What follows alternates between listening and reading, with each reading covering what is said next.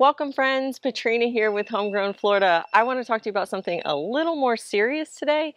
In fact, it's something that really upsets me, so I wanted to make sure I share it with all you guys so that you don't fall into these same gardener consumer traps.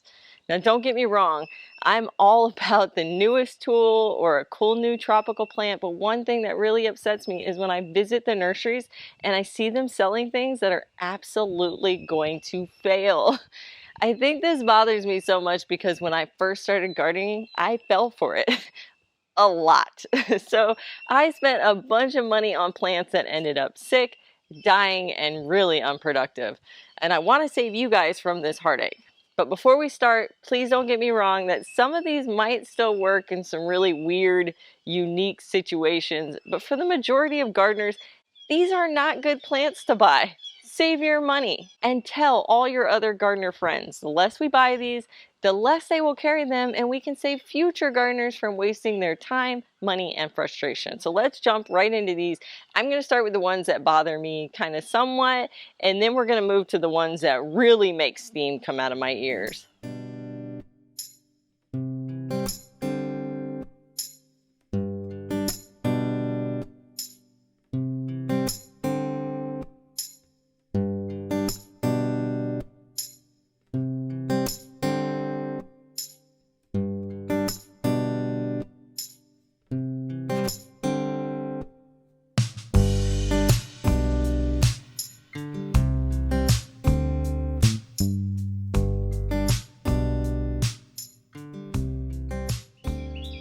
Number one are vegetable starts that are completely out of season for the area.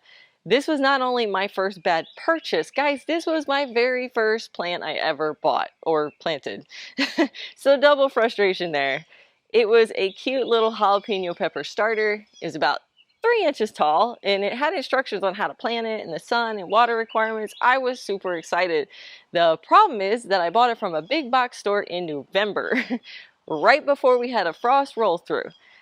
I only had that plant a few weeks before it died, and I hate to admit this, but that wasn't my last time buying an out-of-season plant. I brought broccoli in summer, cucumbers in fall, tomatoes in winter, just a lot of bad choices. One that I bought not too long ago, and in fact you can go back and see one of my very first videos, which was a long day onion that never bulbed because you can only grow short day onions here in Florida. While I was roaming the nurseries today, I found cabbage, collards, and cilantro. All of these are fall and winter plants, not plants to grow in April in Florida. Another one that really bugged me that I saw was strawberries.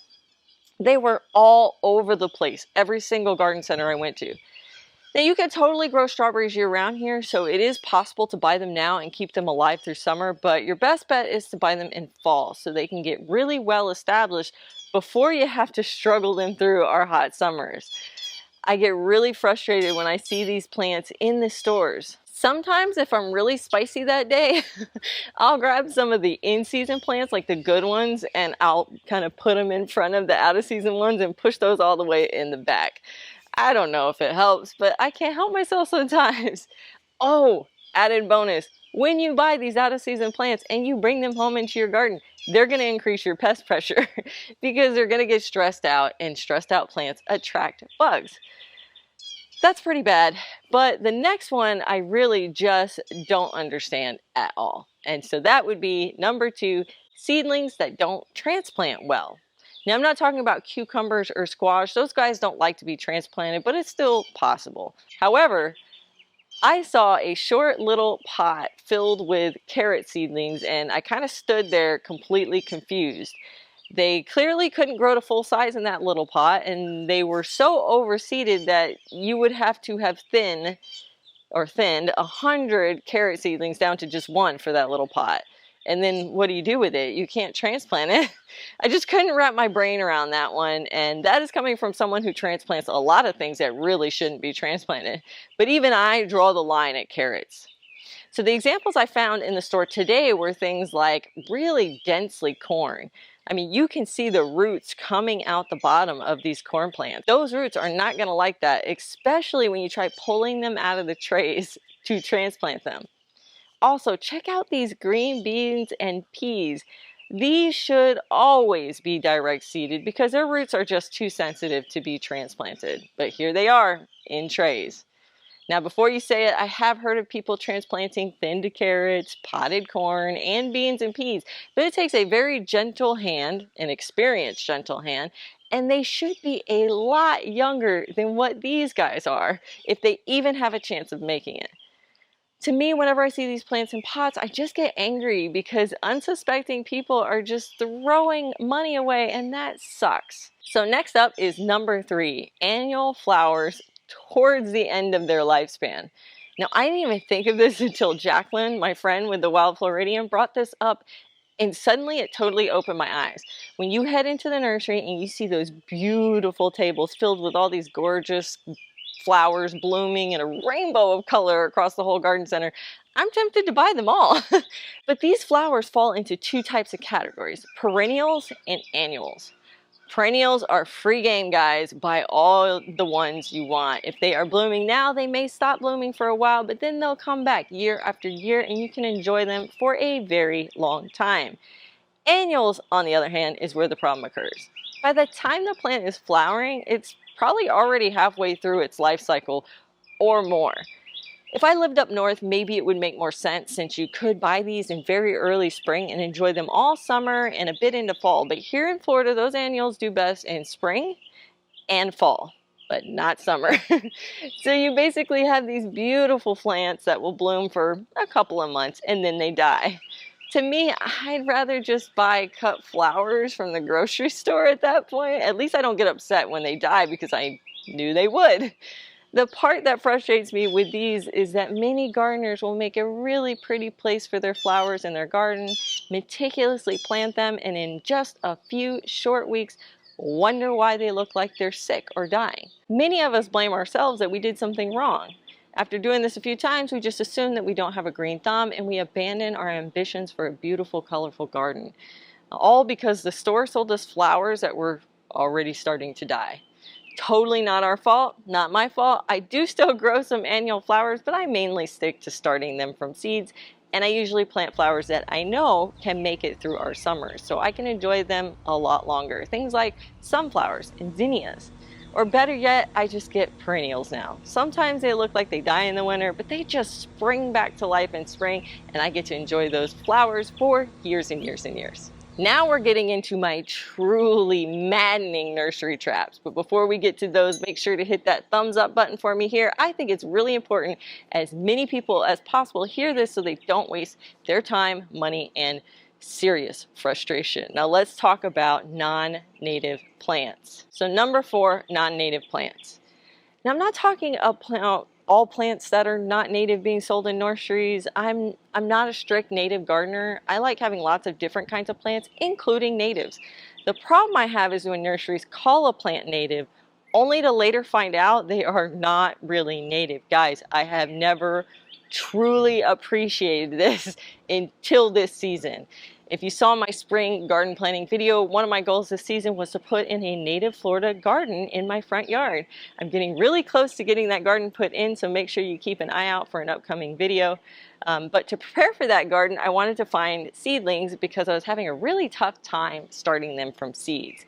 So I started researching the types of native plants I wanted, and it was so incredibly hard to get information and find plants. Nurseries will call some plants Florida friendly or Florida native, and when you look at the scientific name, they are actually not. This is rampant. Literally every nursery I went to, I saw this problem. Every single one. Not only were they not native, but some were like super invasive and others are bad for wildlife, which is crazy.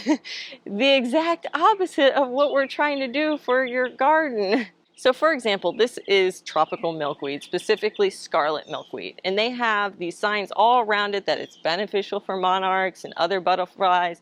Now, this isn't a complete lie. They are a good source of food for the monarchs, but they are also a breeding ground for disease that impact the monarch population. It also is disruptive of the migratory patterns because of when that tropical milkweed actually blooms. There are tons of Florida native milkweed that give these butterflies everything they need, but all I found in the store was tropical milkweed. I'm not an expert in this area, so I'm going to link a video that Jacqueline made recently, the Wild Floridian. Make sure to check that out because she goes into a lot more detail. So besides the milkweed issue, I found lantana, coreopsis that seemed at first glance to be native, but the actual varieties they were selling were not. How confusing is that? It took me months, guys, months to sort through the right plants for my garden. Finally, Jacqueline told me about the Florida Native Plant Society, and I started using their website to figure out what kinds of plants I wanted first. They have a section on their website for places that you can safely buy true native plants. So I ordered some online. Then I had the opportunity one day to go to a truly native nursery where they put all the natives right next to each other up front, so it's so easy to pick out the ones I wanted and I didn't have to worry. Natives are tough because usually when you buy them, they are not flowering or look especially pretty, which is why I think the bigger nurseries don't carry them. But once you take them home and put them in the ground, these plants really shine. Not only are they beautiful, but they are the easiest plants to grow here in our native soil with all our crazy climate. These plants are tough, thrive on neglect. So I strongly encourage you to check out the Florida Native Plant Society for a local nursery that specializes in these and go there or give them a call.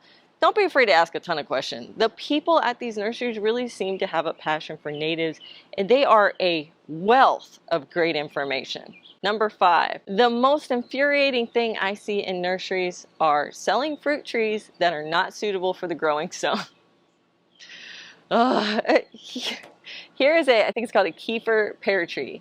Pears can grow in Florida, believe it or not, and this is a variety that can, but it requires 350 to 400 chill hours. If you check this map here, I'm in this section. So I'm about 50 hours short of this on my absolutely coldest year. So close, but so far away from my dream of a pear harvest. This tree should not be sold in stores near my house. They should be sold in counties a bit north of me. If you're not sure what your area chill hours are, check out this website and you can see last year's numbers of chill hours your city received. Sometimes they don't always have stats for every city, but you can find one closest to you. Let me show you another example. Here are some citrus trees. They should do fine here, right? It's Florida. Well, this one right here is pretty obvious by the leaf color that there is something wrong with it. It could be a nutrient deficiency or it could be citrus greening disease. It's a little hard to tell at this point, and I'm not a master gardener, but this would cause me some concern with buying any of their citrus. How about these healthy looking ones? They look pretty good, right? But if you look closely, they have these notches on the leaves. Now those notches could be just regular bug damage, or they could be the Asian citrus psyllid, bite marks, the bug that causes citrus greening disease. If you haven't heard of the disease, it has devastated the citrus population here in Florida. The bite of this one tiny little bud transmits a disease to the tree that starts a slow decline by stopping the tree from taking up nutrients. The tree slowly dies and the fruit becomes deformed. It becomes very bitter and sour. Now, it won't make you sick, but it's not really enjoyable to eat. Now, let's look at another example. Check out this rhubarb plant. This one made me laugh. These don't do well here because most of them need 500 chill hours. 500, guys. That means our North Florida panhandle gardeners can probably grow these, but I certainly can't in my area. These types of issues really drive me crazy because it could take years, guys, to find out that you don't have the right tree for your area, or that your tree is diseased and dying when you bought it. Could you imagine caring, fertilizing, watering, fussing over a peach tree or an orange tree for years just to find out it won't produce or it dies on you? Now that one really hurts. Now we've talked a lot about the scary stuff, but there are some absolutely wonderful plants sold at nursery. Healthy, correct season vegetable transplants that will give you a beautiful harvest in your garden without having to fight with germinating seeds. Cool fruit trees that can't be grown anywhere else in the country. Native plants that need absolutely no help from us to be beautiful and support our local wildlife. While I was out and about doing the research for this video, I saw some pretty cool stuff out there. They had mulberries and figs and blueberries specially designed for Florida. I mean, it took all my willpower not to just completely load up my cart with a ton of cool new fruit trees and varieties of vegetables that I don't have right now. So don't take this that nurseries are a bad place. They are a wonderful place to help you in your garden journey, but make sure you know exactly what you are buying. Research the varieties on your phone while you're standing in the garden center. Use websites like the Florida Native Plant Society and the University of Florida to make sure that you're selecting what is best for your particular garden. By doing your research and becoming a knowledgeable consumer, you can ensure that you're getting the best possible plants for your garden. If you've been thinking about putting in some new fruit trees in your garden, make sure to watch this video next. Happy gardening, guys!